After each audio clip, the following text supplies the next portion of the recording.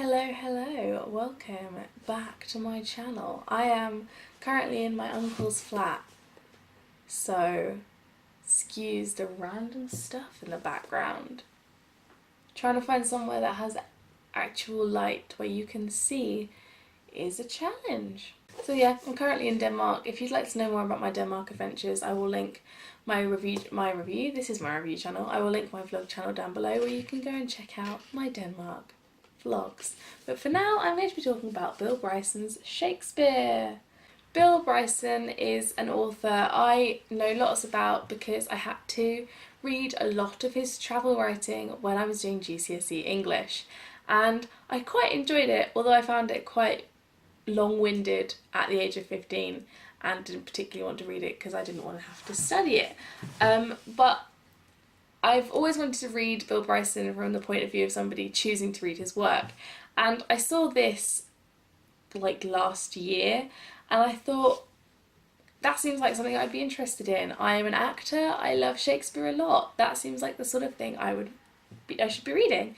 So I picked it up and I finally got to it, and I've been reading about a chapter a day, so it's only taken me a week and a half to read, but it's really good. I really enjoyed this. I literally just uploaded my star rating on Goodreads, which was 4 stars, and I saw quite a lot of 1-star reviews, so I thought I'd click on them, and I was surprised to see a lot of people saying that it was too historical.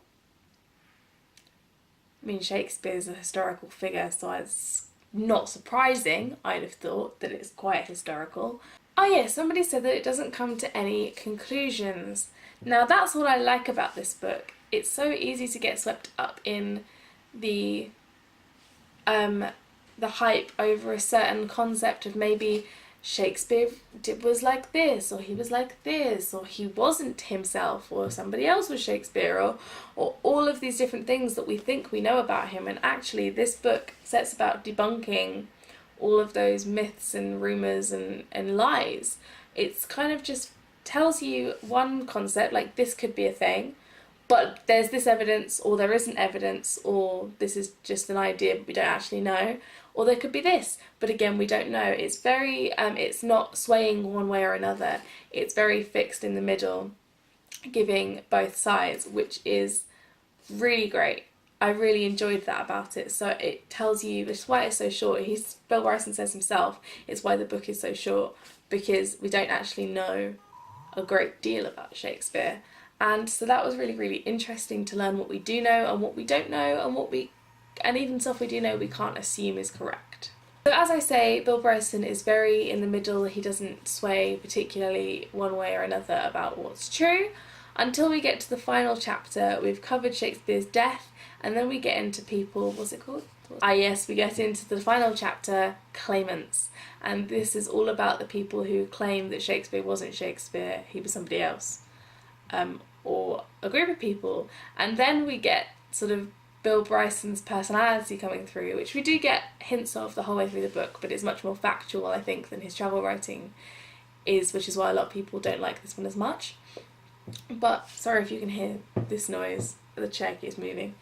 But yeah, in the final chapter, he suddenly sort of gets very, obviously this is ridiculous that Shakespeare wasn't Shakespeare because there's no evidence, and gets also a bit sassy, which I really enjoyed, sort of saying it's kind of amazing that so many accomplices must have worked together to not reveal Shakespeare's true identity, which was supposedly 5 or 6 people. One really must salute the ingenuity of the anti-Stratfordian enthusiasts who, if they are right, have managed to uncover the greatest literary fraud in history without the benefit of anything that could reasonably be called evidence 400 years after it was perpetrated. And that's one of my favourite lines I've ever read. I just thought it was so funny and sassy. So yeah, this book is awesome, and if you enjoy Shakespeare, I would highly recommend that you read this. And even if you'd like to know a little bit more about Elizabethan theatre, because it's not all about Shakespeare, it does cover Elizabethan and Jacobean theatre and some history surrounding the time as well, to give you sort of context for Shakespeare, which I find really, really interesting. And I also feel a little bit wrong saying Shakespeare when perhaps the evidence suggests that he is in fact Shakespeare. or Shakespeare. And as I said before, I will link my vlog channel down below, where I'll be posting my second Danish vlog tomorrow. Bye!